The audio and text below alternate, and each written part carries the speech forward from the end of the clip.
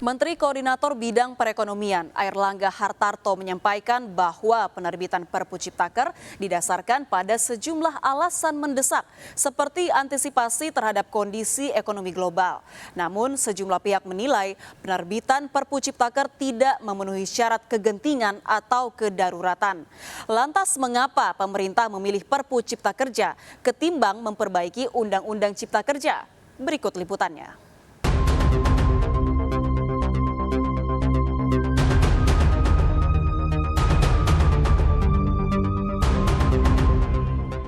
Keputusan pemerintah menerbitkan Perpu Cipta Kerja mendapat kritik keras dari sejumlah pihak. Pasalnya, pemerintah dinilai secara sepihak membentuk Perpu Ciptaker yang seolah mengabaikan putusan Mahkamah Konstitusi. Perpu Ciptaker sendiri disahkan pemerintah pada akhir 2022, di mana negara dinilai perlu menerbitkan Perpu untuk menghadapi ancaman resesi ekonomi. Namun, pembentukan Perpu karena adanya situasi darurat dinilai tidak tepat. Sebab tidak ada kondisi kegentingan saat ini yang mengharuskan dikeluarkannya Perpu Ciptaker.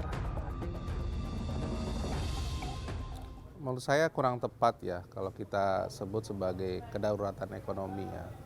Darurat ekonomi itu kan menunjukkan dalam situasi ekonomi kita yang memburuk dan waktunya cepat begitu ya. Memburuk itu ditandai oleh pertumbuhan ekonomi kita yang negatif dalam 2 kuartal berturut-turut begitu. Ataupun tadi katakanlah inflasi yang sangat tinggi sekali ya, dan masyarakat sangat dirasakan sangat sulit sekali begitu ya. Saya kira kalau dari sisi itu belum tepat kita disebut sebagai kondisi darurat ekonomi ya. Nah karena apa kalau kita lihat di sampai tahun ini kan pertumbuhan ekonomi 2022 ya diperkirakan 5,1 5,2.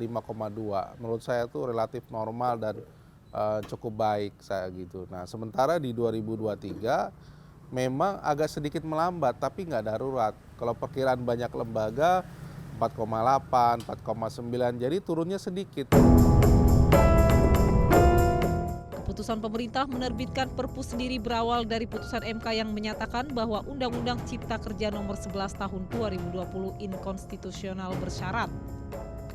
Dalam amar putusannya, MK menilai metode penggabungan atau Omnibus Law dalam Undang-Undang Cipta Kerja tidak jelas apakah metode tersebut merupakan pembuatan undang-undang baru atau melakukan revisi. Selain itu, pada proses pembentukannya, Undang-Undang Cipta Kerja dianggap tidak memegang asas keterbukaan pada publik. Karena itu MK meminta pemerintah segera memperbaikinya dalam waktu 2 tahun. Namun daripada memanfaatkan waktu 2 tahun untuk melakukan revisi, pemerintah justru memilih menerbitkan Perpu. Ini menjadi pertanyaan menarik, apakah kemudian putusan MK tadi telah menciptakan situasi yang darurat? Ya, ternyata kan sebetulnya tidak. Disitulah sebetulnya permasalahan utamanya gitu loh. Mengapa MK yang sudah secara terang benderang memberikan jalan keluar atas masalah Undang-Undang Cipta Kerja, yaitu kurun waktu 2 tahun untuk melakukan perbaikan, tetapi justru pemerintah mengambil jalur mengeluarkan Perpu. Apakah ini dikhawatirkan kalau menggunakan undang-undang akan memakan waktu yang lama, atau mungkin memang perlu sebuah langkah cepat gitu.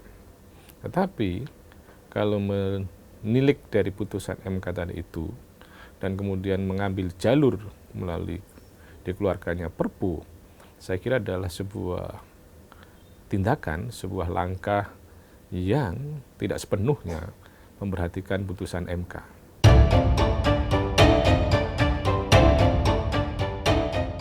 Undang-Undang Cipta Kerja sendiri sebelum diputus inkonstitusional bersyarat oleh MK banyak menuai penolakan terkait poin-poin yang dianggap merugikan buruh.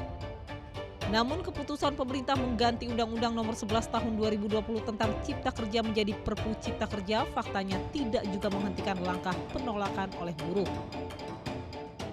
Gerakan buruh saat ini atau kelompok masyarakat buruh seperti itu, kenapa teriak? Karena memang dia tidak dilibatkan kembali dalam partisipasi publiknya, seperti itu, dalam perumusan atau pembuatan Undang-Undang Cipta Kerja seperti itu. Dan ini terulang terjadi. Mereka memberikan catatan, mungkin mereka juga sudah membaca muatan materi yang sudah diatur dalam Omnibus Law Cipta Kerja, dan itu masih ada seperti itu. Jadi kondisi yang akan atau masalah yang akan mereka hadapi itu relatif sama seperti itu. Adapun poin-poin bermasalah yang ditolak karena dinilai merugikan buruh, antara lain aturan waktu kerja, masa kontrak kerja, penetapan upah minimum, aturan PHK, dan pesangon. Perwakilan Serikat Buruh menilai bahwa sejatinya Perpu Cipta Kerja tidak ada bedanya dengan Undang-Undang Cipta Kerja sebelumnya. Sebab banyak aturan yang dinilai tetap merugikan bagi buruh. Ini negara macam apa?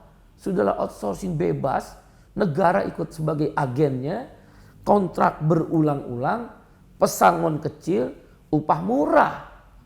Katanya negara Pancasila. Kok begini perlakuan negara kepada buruhnya melalui Perpu?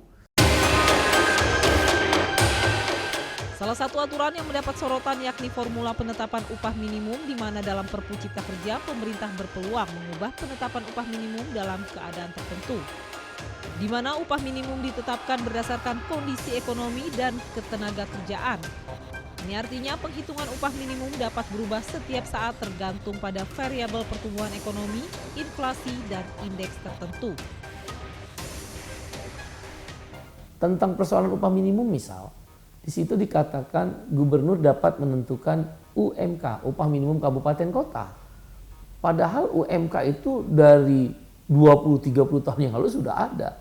Kata-kata dapat kan berarti gubernur bisa saja tidak memutuskan nilai UMK. Itu kan merugikan buruh. Hal lain juga formula kenaikan upah minimumnya. Di situ dikatakan dalam Perpu, kenaikan upah minimum berdasarkan inflasi, pertumbuhan ekonomi, dan indeks tertentu. Indeks tertentu itu tidak dikenal di seluruh dunia dalam menghitung kenaikan upah minimum. Kalau pakai indeks tertentu, itu akan kembali pada upah murah. Itu cara untuk memiskinkan buruh. Negara telah lalai, membiarkan kepentingan pemodal mendominasi tentang kenaikan upah. Pertumbuhan investasi menjadi salah satu alasan kuat pemerintah segera menerbitkan Perpu Cipta Kerja. Diharapkan dengan tumbuhnya investasi maka dapat menciptakan banyak lapangan pekerjaan. Niat baiknya adalah agar lapangan pekerjaan bisa tercipta, sehingga lapangan pekerjaan kita yang sekarang ini sempit ya bisa diperluas. Kawan-kawan yang belum bekerja bisa bekerja karena investor bisa masuk. Namun hal ini dinilai tidak diikuti oleh peningkatan kesejahteraan buruh. Bahkan Partai Buruh melihat sistem kerja yang diterapkan justru semakin menekan buruh. Di mana letak keadilan pemerintah menentukan pesangon dikurangkan? Di mana keadilannya gitu? Ya, di mana letak dianggap Perpu ini bagus? Di mana? Ya jelas-jelas merugikan semua kok. Ya, jam kerja kita diperpanjang, outsourcing diperpanjang, semena-mena. Yang sekarang aja outsourcing yang ada yang sekarang ini, ya, yang ditentukan 5 jenis, ini masih dilanggar. Pemerintah menyatakan ya Perpu ini adalah untuk investasi, ya, membuka lapangan pekerjaan, ya, yang dimana sekarang ini Indonesia membutuhkan investasi kan, yang besar, ya, oke, ya kita nggak menolak, tapi ya segala hak-hak rakyat ini ya jangan ditindas terus. Maka kami menolak. Ya, harusnya investasi ditinggikan, kami disejahterakan.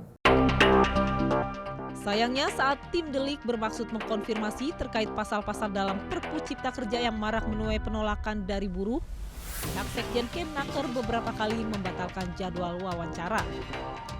Peningkatan lapangan kerja melalui pertumbuhan investasi mutlak diperlukan. Namun solusi bagi nasib buruh tentu bukan sebatas investasi. Jangan sampai kepentingan investasi justru mereduksi nasib buruh. Sebab buruh bukan sekedar tenaga yang diberdayakan untuk mencapai tujuan ekonomi, melainkan merupakan bagian penting dari investasi itu sendiri. Ketimbang memperbaiki Undang-Undang Cipta Kerja, pemerintah seolah memilih jalan pintas dengan membuat Perpu. Padahal penghormatan terhadap putusan MK menjadi gambaran penghormatan pada konstitusi sebagai aturan dalam bernegara. Demikian Delik edisi hari ini. Saya Anggita Disastra, terima kasih dan sampai jumpa.